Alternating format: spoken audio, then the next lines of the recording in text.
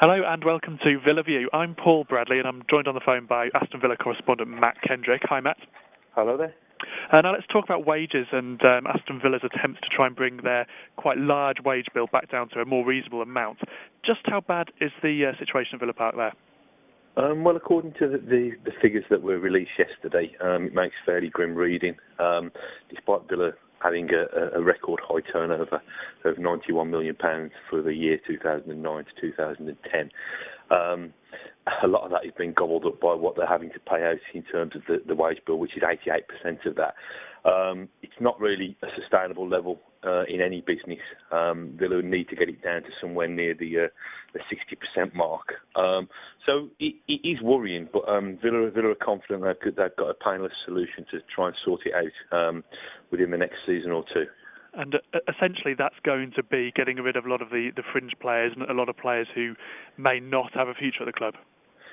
Yeah, I've written in today's Birmingham Mail that it's kind of a sad indictment of the Martin O'Neill reign, really, that Gerard Houllier, Chairman Randy Lerner and Chief Executive Paul Faulkner believe that they can get this wage bill down significantly without really damaging the quality of the squad.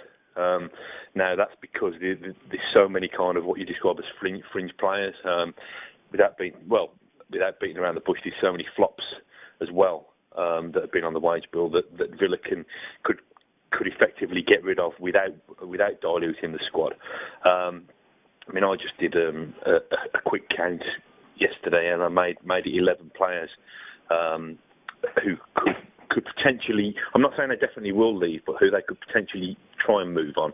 That includes the likes of John Carew, Isaiah Osborne and Mustafa Salafu, whose deals are up in the summer and definitely won't be offered fresh terms. Then there's Brad Friedel and Nigel Reo-Coker, who are still effectively playing for the future, but I'm not convinced that either of them will still be here next season. And then just off the top of my head, we've got people like Stephen Ireland, who never really worked out. Villa could be looking to try and recoup some cash on him. And there's some of the younger players who want chances elsewhere, like Shane Lowry and Brad Guzan. And I'm sure I've missed another couple off that list as well. But just briefly, Matt, just on as well as that, is it going to stop some of the big name players coming to Villa if Aston Villa potentially can't compete for those big wages, or are Villa still going to be able to pay the wages for those star players? I think there's still a commitment to making the first team stronger, and you can see that by the fact that Darren Bent joined for a record transfer fee and fairly significant wages in January. So I don't think it's going to mean that Gerard Houllier is no longer equipped with the tools to try and do what he wants with Villa, and that is to make Villa competitive at the top end of the Premier League and in Europe and in the cup competitions. I think what they're trying to do is thinking by getting rid of surplus players who aren't playing, that will free up cash. That will free up cash if Houllier does need kind of to purchase an established kind of first teamer who will play regularly.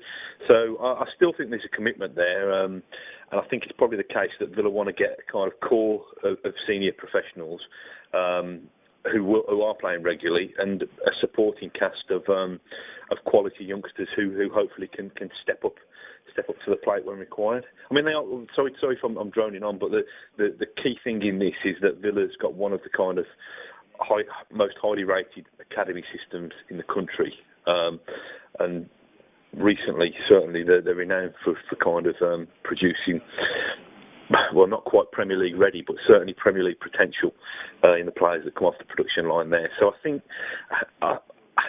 it's going to be awkward. The wage bill is going to be slashed drastically, but I do see where they're coming from when they say that they can hopefully achieve that without feeling too much pain.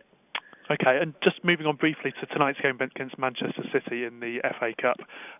Any early team news on that in terms of who may be playing? We hear Fabian Delph maybe slotting in at left back.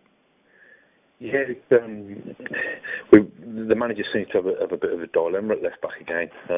Obviously, with his 2 out of favour fullbacks, Stephen Warnock and Habib Bey still training with the reserves, then it kind of limits the options.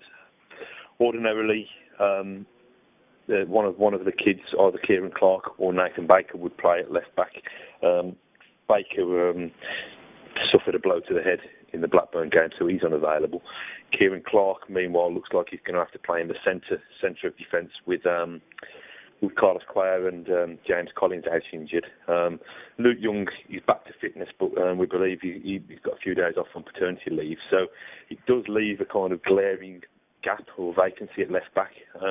Fabian Delph did extremely well there against Blackburn. He came on and played there for 3/4 of the game, but without ever truly being tested. I don't think Blackburn tried to put enough pressure on him. Now up against Manchester City, if he's facing somebody like David Silva or Adam Johnson, then it's going to be a real kind of baptism of fire for him.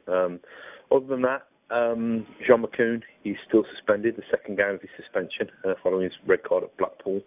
And Darren Bent, obviously the hero when Villa beat Man City at Villa Park on his debut. He's cup-tied, having played in the competition for Sunderland. So it's going to be a tough task. But I think the fact that Reading beat Everton last night, no disrespect to Reading, but it kind of, if Villa can get through this hurdle, it does give a glimmer of hope that the semi-final trip to Wembley is in sight.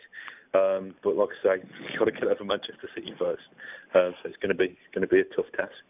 Okay, Matt. Well, thanks for that today. We'll be back again next week with more Villa View.